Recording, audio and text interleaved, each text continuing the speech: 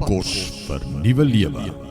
2 Tessalonisense 2 vers 7 sê die geheime krag van die wetteloosheid is al aan die werk, maar die een wat die wettelose teehou, moet eers uit die weg geruim wees. In hierdie skrif wat Paulus skryf aan die gelowiges in Tessalonisense, gee hy te kenne dat die krag van wetteloosheid, die anti-kris, alreeds aan die werk is in hulle midde. Paulus gee ook te kenne dat daar 'n opponerende mag is wat dit toestaan, wat die anti-kris sal teenstaan totdat hy weggeneem word, die Heilige Gees, wat nog die werk van Satan verhinder. As gelowige kinders van God besit ons hierdie selfde dinamietkrag, Heilige Gees wat in ons woon. Hy oortuig ons van God se waarheid en geregtigheid. Hy maak ons bewus van sonde. Hy stel ons gerus in 'n wêreld wat ons al hoe minder aanvaar. Hy maak dit vir my en jou moontlik om die sout van die aarde te wees. Hy vul ons met 'n heilige vrymoedigheid wat ons in staat stel om sy getuienisse te wees. Hy spreek God se woord deur ons. Hy laat ons stap in ons roeping en gee ons die gawes wat nodig is om daardie roeping uit te lewe. Terwyl Heilige Gees hierdie mag terughou, moet ek en jy voortgaan om die werk van God te doen met alle ywer. Terwyl dit nog dag is, het ons die vrymoedigheid om te werk, maar Jesus waarsku dat die nag sal kom wat dit nie meer moontlik sal wees nie, volgens Johannes 9 vers 4. Kom ons doen wat ons kan doen terwyl ons kan.